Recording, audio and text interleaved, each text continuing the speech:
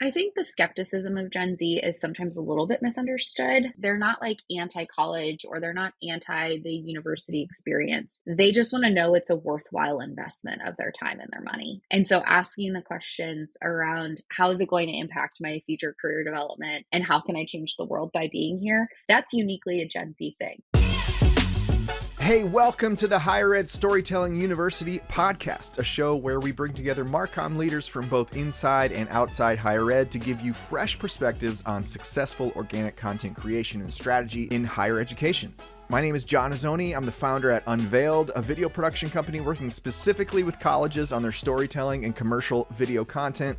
You can learn more about our work at unveiled.tv. That's UNVEILD. And if creating content that resonates emotionally with your audience is a priority for you, then you need to be subscribed to the Higher Ed Storytellers Digest. It's my weekly newsletter where we cover a lot of ground about content creation and strategy in higher ed. So sign up for that for free at unveiled.tv/newsletter. All right, let's get on with the show.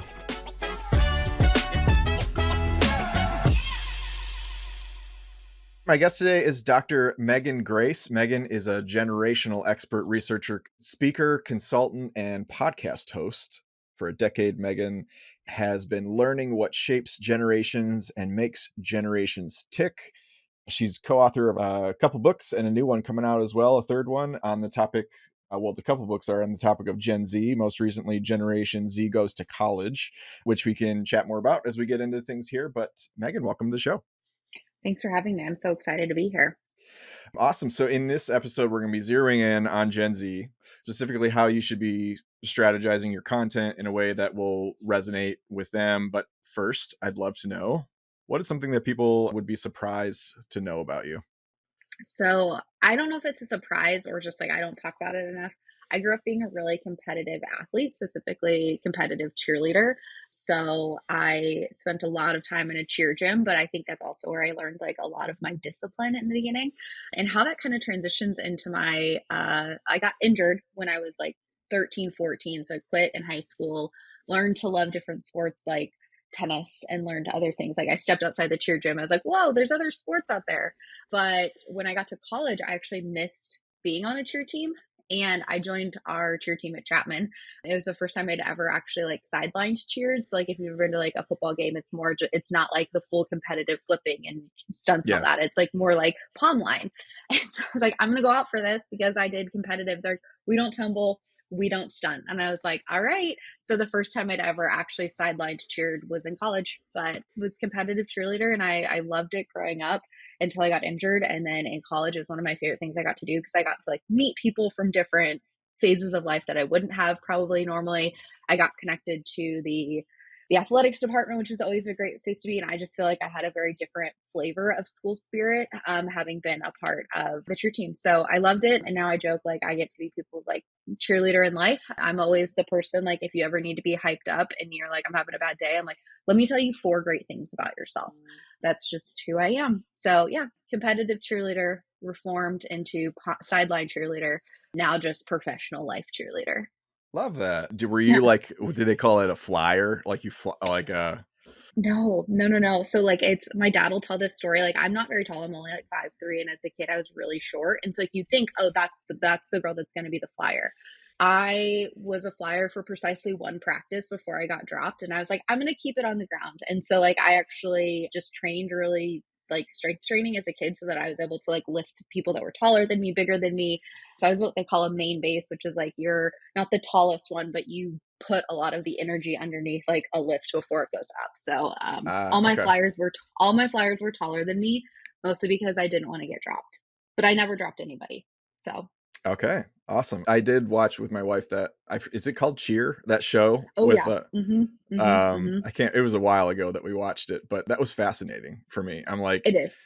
I'm like so tired watching them like do like a It, full out situation. I'm like, I could never. My husband wouldn't watch it with me because of the person I would become watching the practice, watching them do their all outs, like going to competition. Like I was standing up, pacing, like getting secondary anxiety for these athletes. And I would come out and he's like, did they win? And I was like, that's not how it works. So he wouldn't watch it with me because of just my background with it. And it's like former competitive cheerleaders know it's just like it's a weird different world. But yes, like cheer the documentary. Okay, cool. Well, good to know. I love knowing that about you now. So, tell me about your background with Gen Z research, how you got to where you are today. Love to hear kind of your journey with that. Yeah, like some great things in life, it was an accident. I was working on a college campus and working in a student affairs role, and one day our students just felt different. And we're like, what's going on here? And my research partner and co-author, we were coworkers at the time. She's actually a department head of mine, and we realized it was a different generation, just completely different group of people. And so we were trying to create millennial leadership development experiences for Gen Z leaders, and we knew that we needed to make some changes. So we did what people in higher education do, which is we learned about our students through study. And we really thought that it was going to be a study that would turn into a report or maybe some conference presentations, but it ended up we generated enough information that we wrote our first book in 2015 and released that. And so we've just been on this train of understanding Gen Z since 2014. And we've written a few books since then. We've done a few more studies since then. And now we currently co lead the Institute for Generational Research and Education, where we really have a mission of helping people understand generations and then fostering environments where different generations can collaborate. And that really comes from developing really solid research and a knowledge base around generations and how they're shaped so that we can create environments that empower generations and create those collaborative experiences. So we do have our next book coming out later this year, Generations in the World of Work, where we're going to be helping people navigate balancing multiple generations in the workplace, because we know that that is one, that's where Gen Z is heading right now if they're not already there. But we've got four generations in the workplace, and trying to balance the different perspectives and needs of each generation while eliciting their strengths take some intentionality. So we're excited to release that here pretty soon. But it was just one of those things that I think how I got here today is that about 10 years ago, we just wondered about our students and we had a desire to know them better and how we could better serve them. And we never stopped doing that. What were some of the changes that you were noticing? They would come to orientation and their questions were just so different, and not in a bad way. They were different than the questions we would get at orientations from students previously.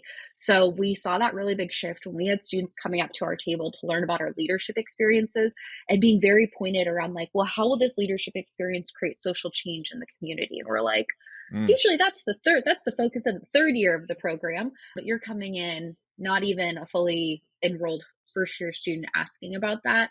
And that was one of them. And then the really big thing was like, well, how is this going to prepare me for my future career? When will I be able to start doing career development opportunities? And we're like, that was usually, again, our juniors and seniors that were part of the program. It naturally made sense that they were asking about that, and they were ready for those kind of conversations, because a lot of times the first year students were like, I just want to make friends Hmm. and I want to have something to be involved in. And these students were like, yeah, I want to have friends and be involved, but I also want to change the world and get a job. That's And they were just interesting. asking that so early.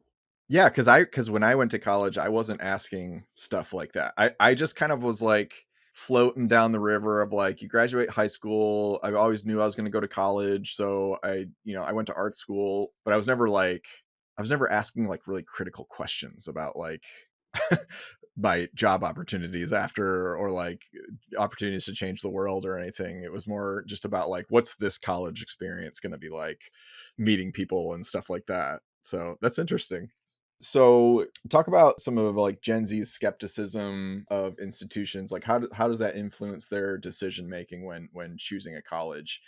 How should colleges, and we'll get more into content too, but like how Mhm. should colleges start to address this in their content? I think the skepticism of Gen Z is sometimes a little bit misunderstood. They're not like anti college or they're not anti the university experience. They just want to know it's a worthwhile investment of their time and their money. And so asking the questions around how is it going to impact my future career development and how can I change the world by being here? That's uniquely a Gen Z thing. But they're just asking it a lot earlier because they aren't potentially like you and I floating down the river being like, yeah, we're going to enjoy college and we'll figure it out later. They're like, Hmm. I don't have the time to or the money to afford to figure it out later. And I want to figure it out now and I want it to be right. And so I think their skepticism is actually a little bit more of informed consumerism. I think of it as like when you go buy a car, you don't just go like, I think I want something with four wheels. Let's see Hmm. what happens, right? Like it's like you have a pretty good idea that you're about to go spend tens of thousands of dollars on something and you know what you want and you know when you want the features. And that consumer mindset is something that Gen Z is bringing into their college, the way that they're looking at college, not only from an admissions perspective, but when they're at campus and like, is this really returning on what you said you were going to do? And I think a piece of it is they were skeptical as we continue to see rising costs of college, and then also not really being able to prove the impact of going to college. Like, yes, we can say, like, yeah, you're going to get a job and you're going to earn more than other people. But I think that that is starting to be diminished as we see a bit of knowledge being democratized in the world that, you know, to be a successful computer coder, you don't necessarily have to go to college and you can Right. still make a very good amount of money. There are some like skilled trades that are outpacing college graduates and how much they earn, right? Like I know how much I pay my electrician. I know how much I pay my plumber. Hmm. And those are critical people in our society. And they are, from an earnings perspective, making the same amount, if not more, than some average college graduates. And so I think that Gen Z started to see that really early when we saw like the first wave of Gen Z becoming a part of higher education. And now we're really seeing that that skepticism looks a little bit more like maybe I'm opting out or I'm taking the gap year, but then I'm not re-engaging.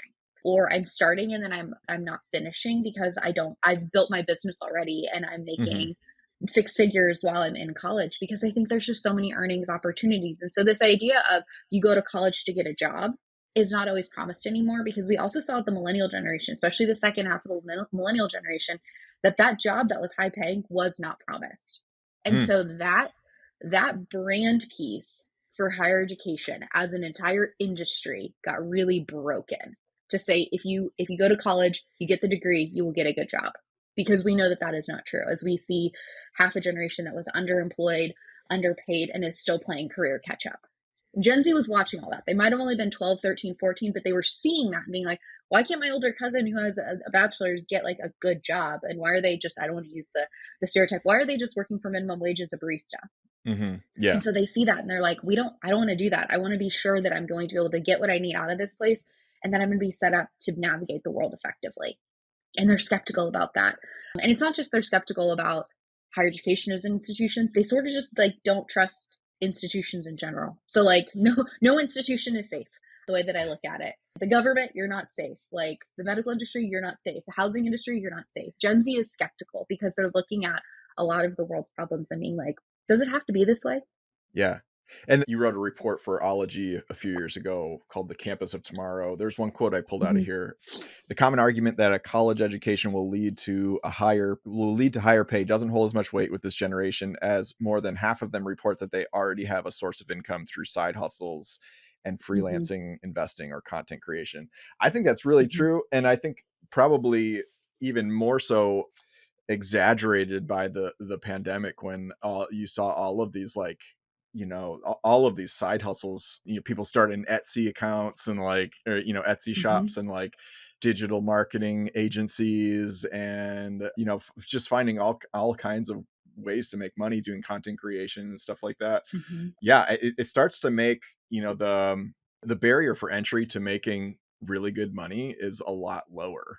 Yeah. Yeah. Because if you create an income stream that takes off, I mean, there's some people on Etsy making six figures a month, Mm-hmm. you know. Yeah. And it's like, And what do I need college for? well, and you know, I had a conversation with a good friend of mine who works in fraternity sorority life at University of Florida. She hears this, she knows who she is. She's like, I've got some women coming through recruitment that are already making six figures a year, and I'm kind of like, what are you doing here? Like you've got millions of followers. Like, what are you doing going through sorority recruitment? And not like saying like you shouldn't do it, right? Like everyone can have their own experience, but it's why people are going to college. I think we need to have a really strong understanding of like when there's so many options to monetize your knowledge, even at 18 years old. or to monetize your experience. Why are you even in college? And I think we'll see that permeate also into, as we're seeing it already with like student athletics with NLI stuff. And some of those students are pulling in millions of dollars a year while being a college athlete, which is like unheard of. And I just think the ability to make money is very different and it accelerated very quickly. And this generation paid attention to it. And that's going to Mhm. continue to put pressure on colleges to say, and universities to say, like, this is worthwhile. And it's not just of your money anymore, it's of your time and attention. This is worthwhile. Yeah. And why is it worthwhile?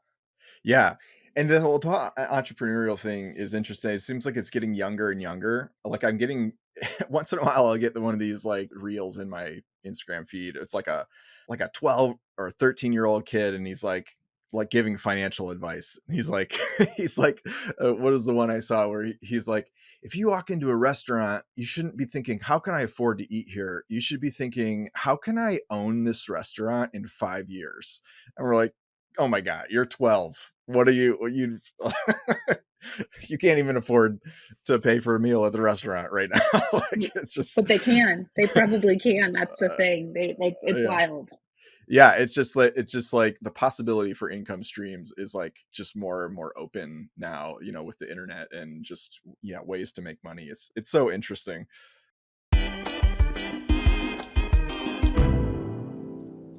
Hey, do you have a B-roll library that you're excited about?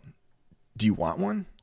Because if content repurposing is something that you kind of geek out about, this is especially for you. And I want to tell you about my friends Jay and Tara at Walsh College who brought a dying content strategy back to life just from a simple 2-day shoot with Unveiled that resulted in a massive B-roll library for them. Here they are. So in early 22, we had a big leadership change across almost all departments. The direction of the college started to become more clear. Once we had that real clarity of who we are as Walsh College, the content creation of everything else became much easier to do. And the commercial ended up being the exciting piece that we could tie everybody into in all departments and get everybody excited about what was to come. So we did a commercial in 2018, and then we didn't do one again until 2022. And in that time, we had exhausted every asset from all of it. We were really using a lot of stock image, a lot of things that were just very non-authentic. So the engagement on everything was low. The numbers in our enrollment was going right down with it. When John and I first talked, he was talking about this subscription base that he had, which I thought was really cool. It's a really unique idea to be able to make sure you have content ongoing. I knew it wasn't in the budget for us, so we decided to do a one-off. So what we did was we tacked on one commercial and 2 student / alumni interviews. When we took the B-roll from all sides. So we took the B-roll from the commercial day, we took the B-roll from the student day. I've now gotten a year's worth of content. And really it's gonna stretch even further because I still have stuff I haven't even used because of the amount of things that we were able to do inside of a 2-day shoot. There's so much footage that you get back. It's almost shocking how much additional there is for you to work with, which is why we've been able to build out entirely new videos using clips that no one has seen before or take screenshots from it and without repeating it. It's been a huge transformation in the way that we can market and the way that I can design. We're seeing an increased traffic flow into the website. We're seeing alumni coming back and thanking us for the directions that we're going. I think a lot of that has to do with a lot of the efforts that we're doing, but none of that happens without the excitement that comes from getting the name out there and getting people to understand that Walsh is changing. And we're changing into a direction that's exciting for not only our future students, but our existing students and our alumni as well. So whether we're working together on a commercial campaign like we did for Walsh or an annual storytelling subscription, you get to keep all the B-roll and raw interview footage at no additional cost. And that alone could be super transformative to your ability to create ongoing content with limited resources. So book a call with me to chat further at unveiled.tv. Unveiled is spelled Unveiled. All right, let's get back to the show. Marketing departments at colleges, what are some assumptions that they have in how to address this population? What are maybe some misconceptions that they have about Gen Z preferences for content and storytelling? I think that we're evolving, but there's some spaces where it's just like if we're online, that's enough. Like if we're in a digital space, that's enough. If we sometimes, have our president put out a video, that's enough. I think that yes, you have to be in digital spaces like that is where Gen Z is going to gather information. But you have to be doing more. And when I say doing more, you have to be doing it right. And what is right changes what feels like on a Hmm. weekly basis. But what I think I see as a pitfall or misconception is that sometimes universities try to do the trend, right? Like they try to do the trend that's really cool at the moment, and then it falls flat because it was more or less created by a bunch of like, let's just say not Gen Zers, like, right? So like I think if we're gonna do the trend, we have to engage the people that potentially created the trend to put our university spin on it and not just trying to think we're doing the trend. And so like as we have the different like memes and different things that cycle in and TikTok and all the trends that are happening, not just doing the trend, but doing the trend that feels right for us. And sometimes we don't have to do every trend. That's the other thing. We don't have to do every trend, but we can do the ones that make sense for us and that don't feel forced. And like we're trying to be like, we're just trying to be a part of the zeitgeist. So, like, one of the people that I've come across in my work, Andrew Roth, he's a former student at Vanderbilt when we were both there at the same time. He now runs a Gen Z market research firm. He's doing amazing things. I love the work that he does with his company. But he made a really good point. Like when the whole like brat summer came out and like all these brands were like, we are also brat. He like was really good about being like, we're not all brat.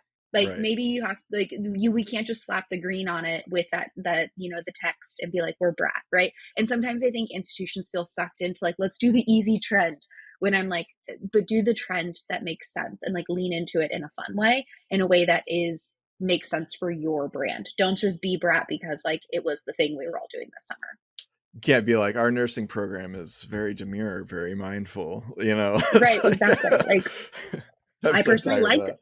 I kind of really like some brat nurses personally. They take really good care of you. They get a little chaotic with the doctors. I love that. But you can't just do every trend. There is one university though that I'm like that whoever's in charge of their marketing for their social media and their ability to do trends and get them passed by legal is I never want to meet this person because like it'll be like the Wizard of Oz, but it's John Hopkins. Like they are so good at being like we're on trend with a public health message. It's funny, it's like they're so fast and it's never forced. It always feels just perfectly right. So like they are an example of a higher education group that is doing the trends appropriately, and they lean into being like we're a health institution, we're really good at medicine, let's make everything educational and trendy and funny. So they do a really good job there.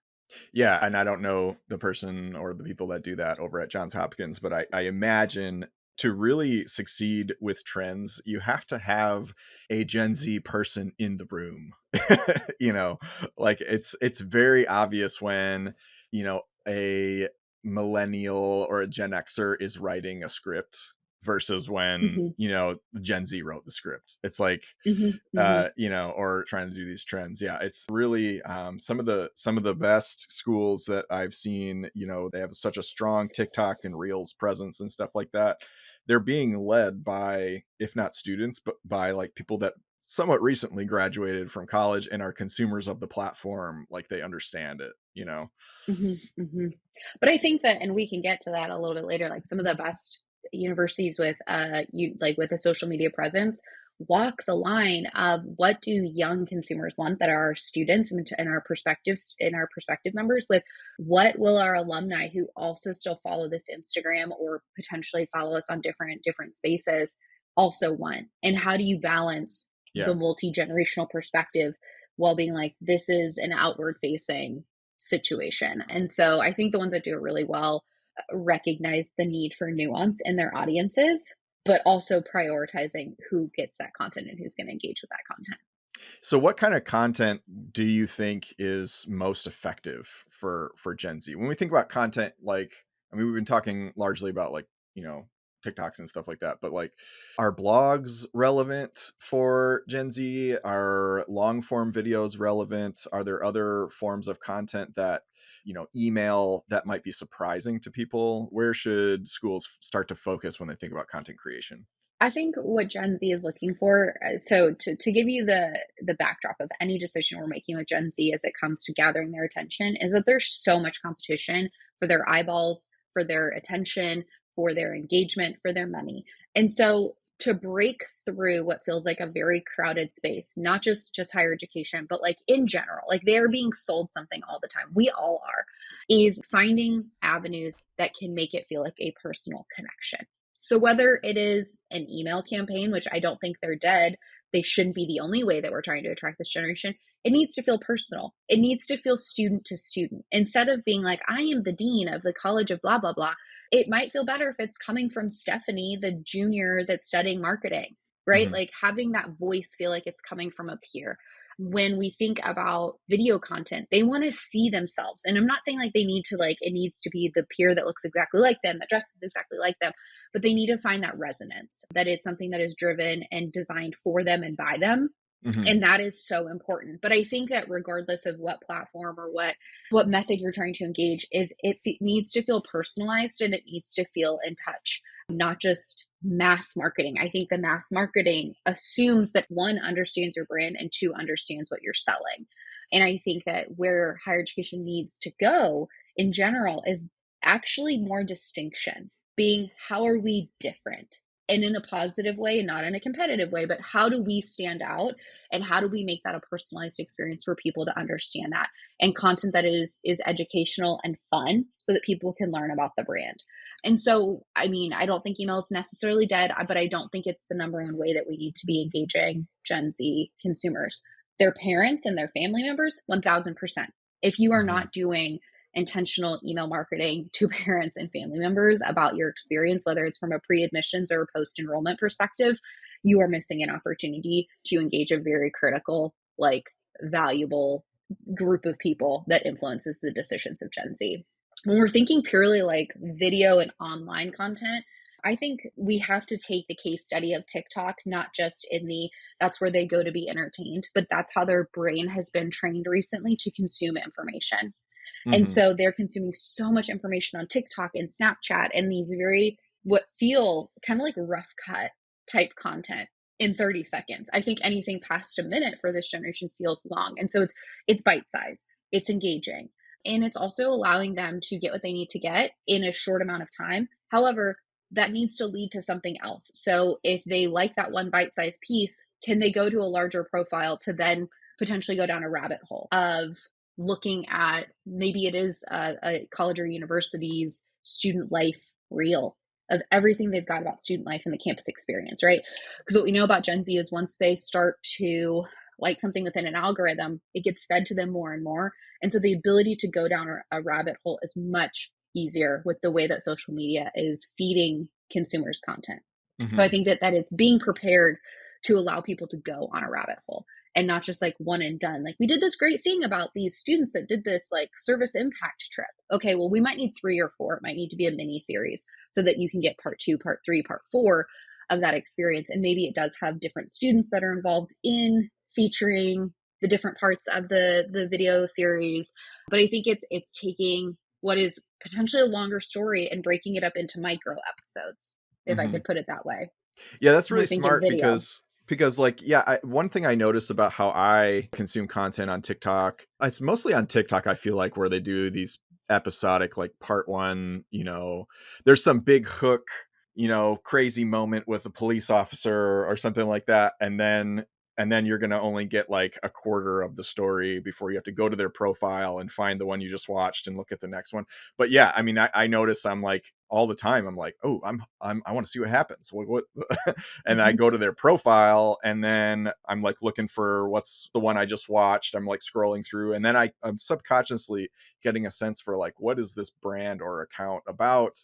Is this content that I want more of? Mhm. It's like getting them over to your TikTok like profile or something. Like that's a good little tip of like, having these like part one, part two type things. Cause I think too, like the challenge with, this scrolling culture is like, you could say something that maybe hooks them, hooks a younger generation or makes them laugh or gets them into the comment section or something like that. But it's also just like, it's just like one blip in their whole day of like pieces of content that they're consuming.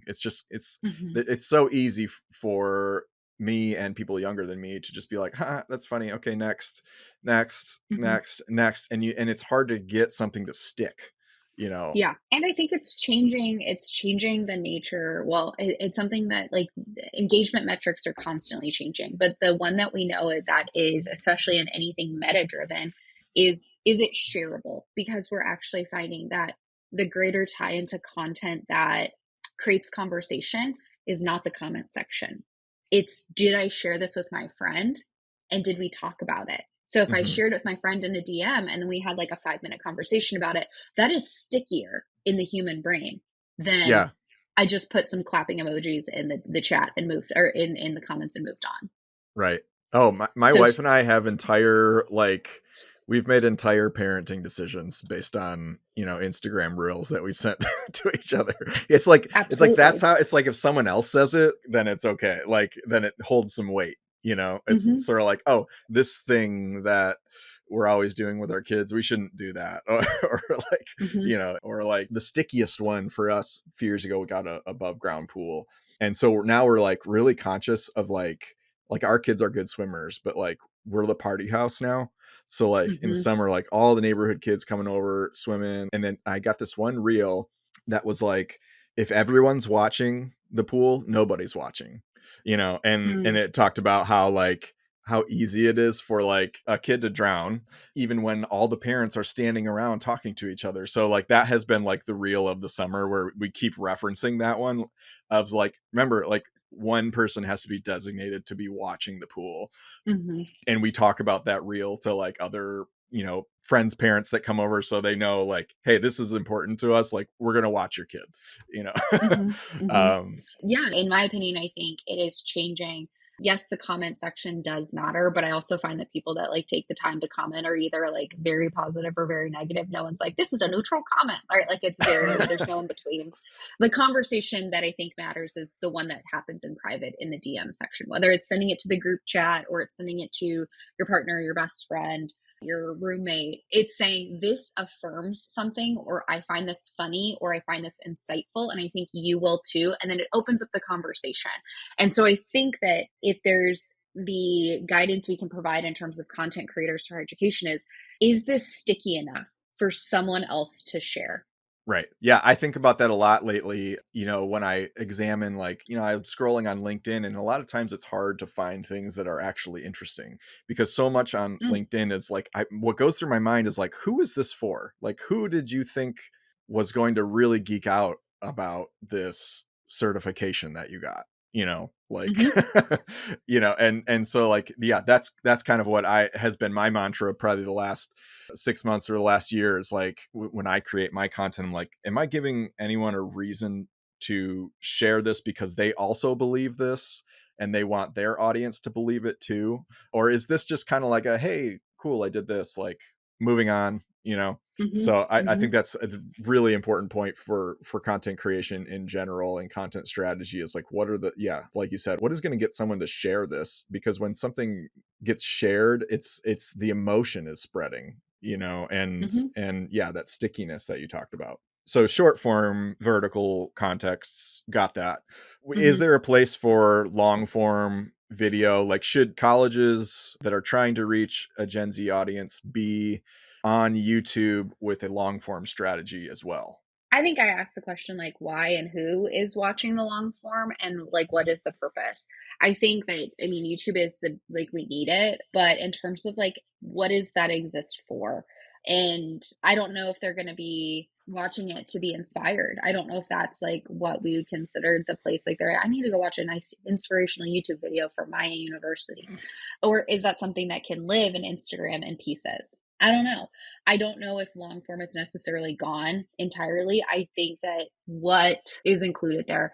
So when I think about like a long form video that could fit, it's probably already for the engaged population, but it's probably not a public video.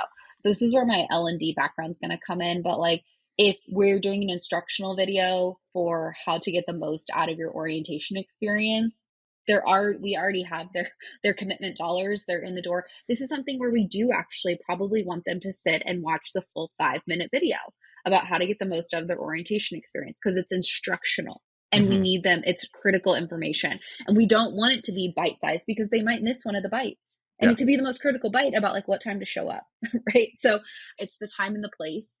I think for anything that is instructional and we want it to be pretty well buttoned up and we don't want there to be any missed messages, that is where I think long form can come into place. Other than that, I think it's encouraging people to think differently about how do you pack the punch or how do you create a series? Because that's Yeah. just where the world is at. I know as a videographer, you don't want to hear that, but it is the changing nature of how people are like watching things. I mean, realistically, it's not just Gen Z, it's just the way that the world has structured content. Everything is a 30-minute episode now for a reason. Hmm. Anything past 30 minutes on Netflix, you're like, oh, I got to schedule this in advance to watch this, right? Yeah. It's tough to have the attention span.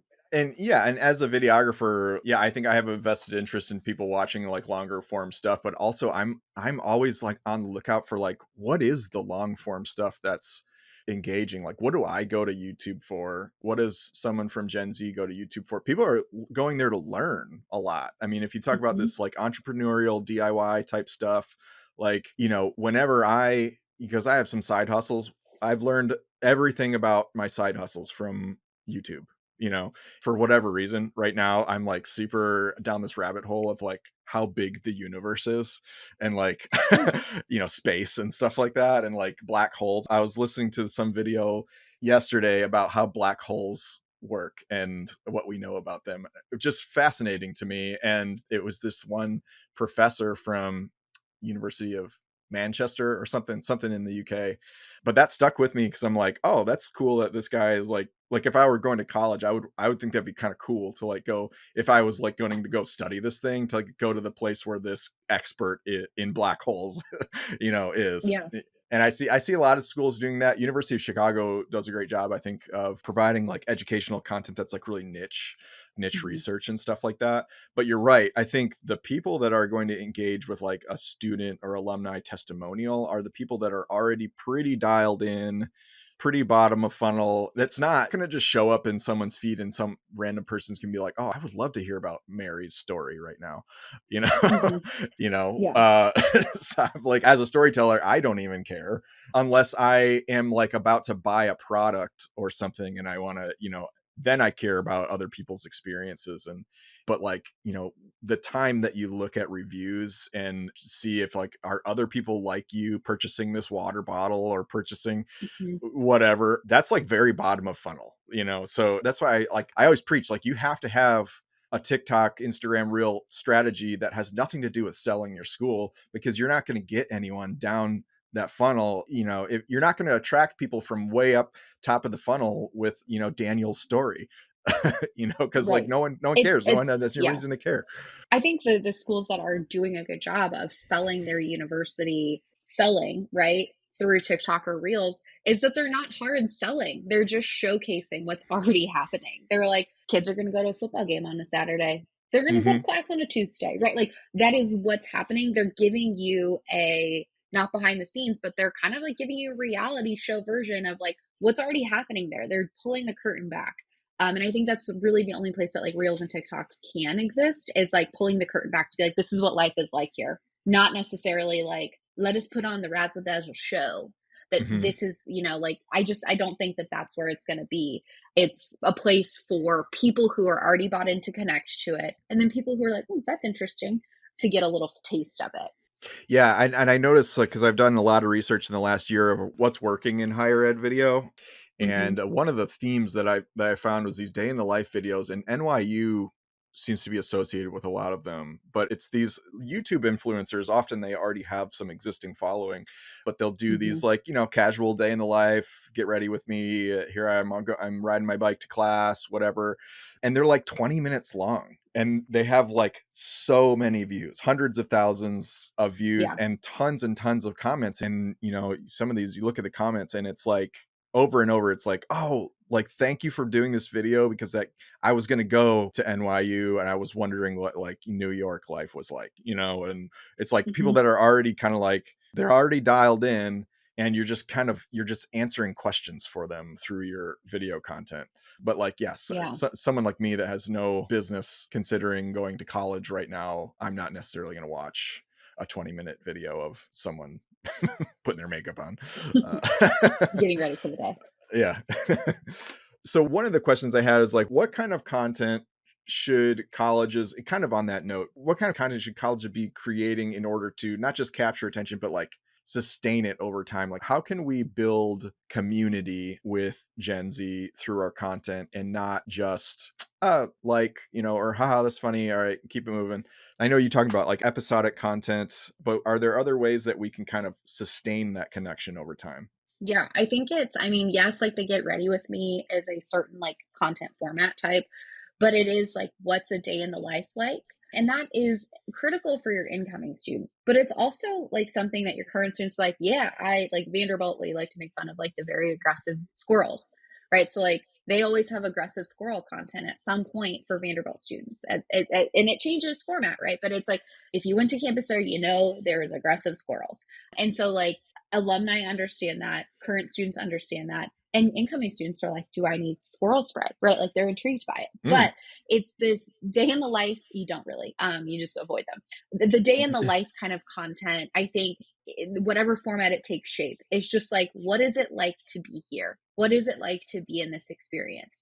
And that is any phase of life where a student or past student is going to connect to that. So I think like that is one piece of the content that matters there. The other piece that I think that sometimes higher ed misses the mark, which really matters to Gen Z, is how do people make an impact here? Yeah. We are so good at being like, we have the world's leading researchers and they have solved almost cancer, right? Like they have fixed almost the world's problems. And it is some, no Almost offense, cancer. I love that. 55-year-old, right? Like 55-year-old, like it is like somebody that is barely teaches students. It is not the professor that is in the first year classes with those students. It is someone that like barely sees the face of a student under the age of 24 ever. And Right. we're like, that's how we're saying the impact is being made. What about the students that are raising money for nonprofits or that are serving local organizations as mentors to youth, or the students that are doing really impactful interdisciplinary study programs that allow them to be a part of Model UN, and they're doing some really great stuff to advocate for policy in the local environment. So I just think there's a lot of opportunity that's existing that students are doing naturally to create impact. It's just not, it's not this like huge medical advancement that we see sometimes that is promoted. I think that, here's a free one for all the universities out there right now. The elections are going to be coming up and people are very scared of them. But civic engagement in a very nonpartisan perspective is something that we should be highlighting.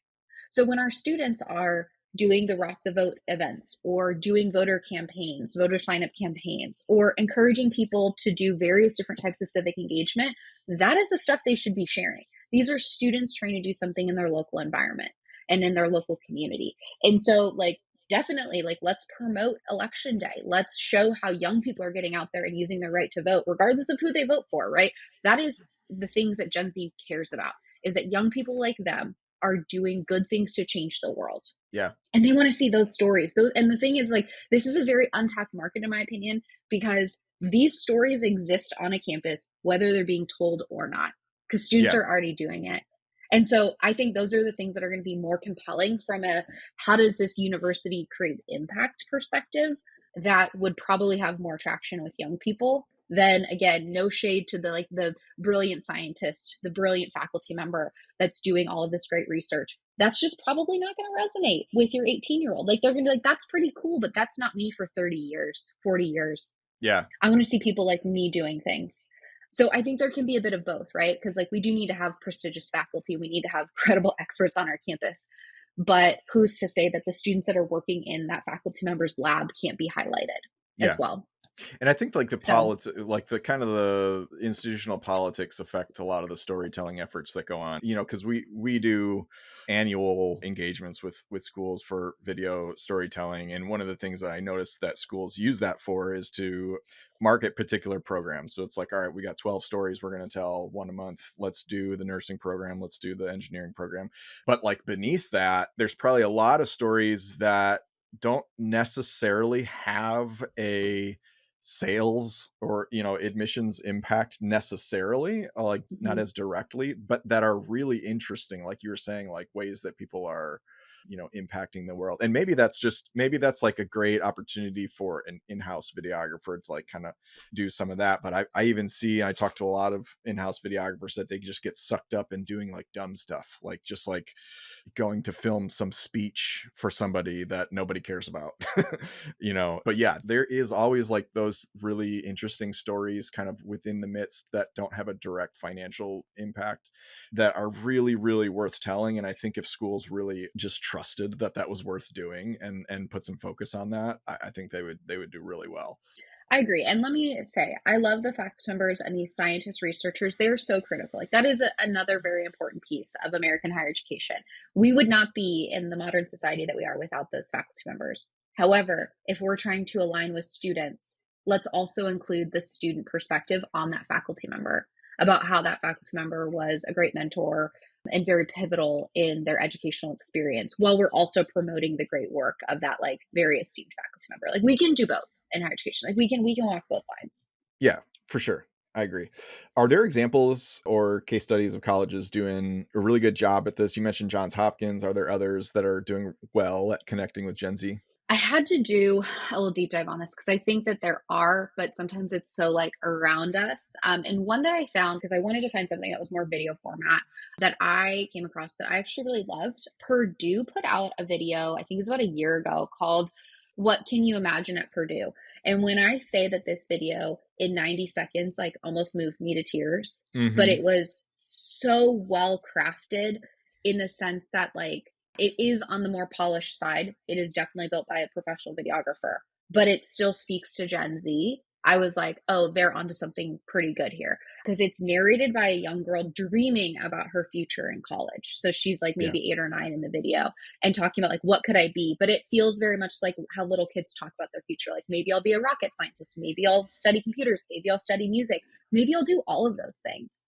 But they did a really good job of branding and being about like what you know Purdue to be about, a very strong science school, technological school that gives back to the local Indiana community while also having a really good student experience. And like they played into like the whole like parent student element of it. So like that is one that I'm like, everyone go watch it. It was like so cute. I have, I think Purdue's a great university. Never been there, but I was like, man, that was a good one. In terms of like social strategy, I have really been impressed with the University of Iowa lately, actually. Mm. They have been doing a really good job, especially on Instagram, of I think it helps when you've got someone like Caitlin Clark churning out a lot of like national media attention. But even just beyond that, recently they've been doing a good job with taking what feels like trending audio on TikTok and Reels and making it polished, but also connecting again with that student, like what students are going to like about it. And so, like, right now, they're just having a really good time in football season. They talk about the wave, if you know anything about University of Iowa football, like they talk about the wave to the Children's Center or the Children's Hospital. But they definitely didn't miss an opportunity to like lean into the Caitlin Clark hype when that was happening. But they leaned into that hype because they knew how to talk online with their intended target audience. And they're doing a really good job, I think, of like if we talk about bridging their intended student target audience and prospective student target audience with the rest of their grid being really good about maintaining that like level of professionalism that maybe older generations are going to want. So I just think they're doing a good job of balancing multiple audiences and having kind of this brand ethos around the university while being entertaining but not being cheesy or hokey Yeah. personally. Yeah, that's So I great. think I'll they're have to doing a good check job. out University of Iowa. I've had episode 16 very early in this podcast. We had Emily Richwine from Purdue on, and we did a whole episode on that campaign. And yeah, very remarkable, very high production value, but moved a lot of people. And I think that was a great, in doing a lot of research on what's working in higher ed video, I wanted there to be a theme of high production value campaigns, like commercial, like what commercials are Mm-hmm. really hitting. And I Oh yeah. dug and dug and dug and couldn't really find anything other than that one. Yeah. It's Well, and I think if you look at like, so there's sometimes you'll see it like if you're a football fan or a sports fan, if you're watching any of the networks, right? And they always have like that national ad campaign or like on the regional conference channels where they'll be like, at the University of fill in the blank, like this is what we're about. And it's almost cut and dry the same commercial, right? It's like the band's playing, and then it's football, and then it's science, and then it's students walking around campus, and then we're back to football, and then we're back to the band, and then it's like, and go fill in the blank, right? Like that Right. is very like the stock, like this is going on the sports channel. That only resonates if it's your university, right? So I did my master's at the University of Arizona. When the Arizona one comes on, I'm like, this is the best university in the entire world. Like I'm like Yeah. sobbing, Yeah. but it's almost, you could put in any university into that format on that channel and it would still be the same thing. I think the Purdue one feels different because you're like, I am getting what it feels like to be on campus. I am getting like what it feels like to go to a football game and to enjoy student life, but it doesn't feel stale. Right. Yeah, I think a So, lot of times some of these commercial campaigns, really kick off a lot. Yeah, like you said, a lot because of the alumni. And you look mhm, at, the comment section. There's one just came out that has gone viral from Texas A&M. Very, very well produced commercial, a 60-second commercial. I think it's very well done. And I'm looking at, there's like 11 million something views as of today, and then probably 100 or so comments, but most of the comments are alumni being like, yes, like this is that, I'm an Aggie or whatever, like that's, mhm, that just like school pride, so mhm, I think, mhm. yeah, it's a lot harder to bridge that gap for prospective students getting a commercial to resonate on what can be, less so than what already was, Yeah. for If alumni. if I can, if I can go back to University of Iowa, I'm remembering they have this really great reel they put out recently. And again, it's not going to be that highly produced ad that like what Purdue did there, but something that I'm like, this is just so like they did such a good job with this one. It's in that same like street interview format that like seems very common on TikTok, where you're like, just like let me talk to the random person with the tiny mic. But Yeah. they did the one where they asked first year students to call their parents after the first week of classes and talk to them on speakerphone about their first week of classes. And it was so authentic. Like the Mm. parents were like, what did you like this week? And like, it was zoning in on, one, we know that Gen Z is very close to their parents. And two, parents are a part of the campus experience, even when they're not on campus.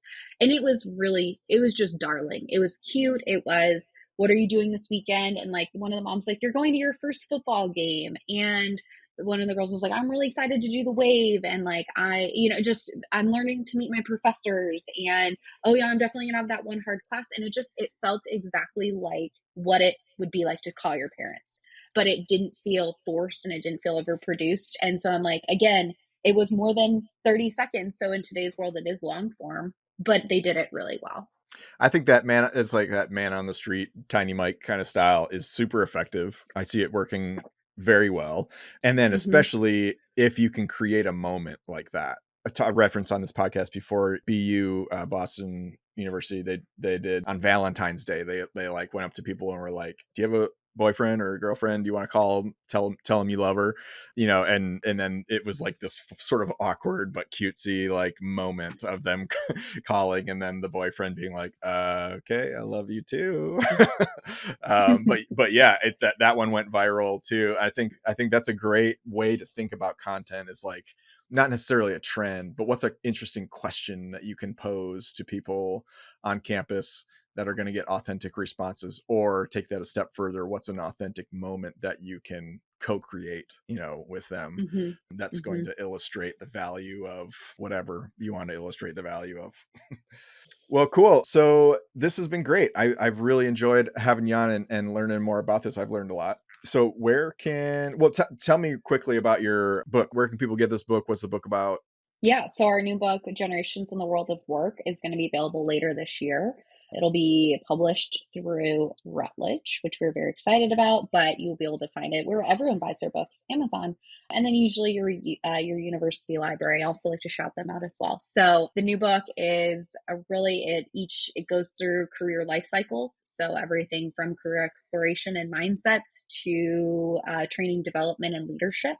And so allowing people to look at 4 different generations and how they operate differently. And then we kind of wrap it up with like, how do you make all of this come together to create stronger teams? So Generation Z will definitely be a part of that. As we know, they're already in the workplace as well. So we're excited to release that later this year. So keep an eye out for that and stay tuned. Where can people connect with you if they want to chat with you or have you come speak or Yeah. whatever? Yeah, so the best place to find me is my website, meghanmgrace.com. That's MEGHANMGRACE. And then I'm pretty easily able to be found on LinkedIn and Instagram, again, at Meghan M. Grace. So just Google me and you'll find me, but don't forget the H because you won't find me. Yeah. All right, cool. Well, thanks so much for being here. This was great.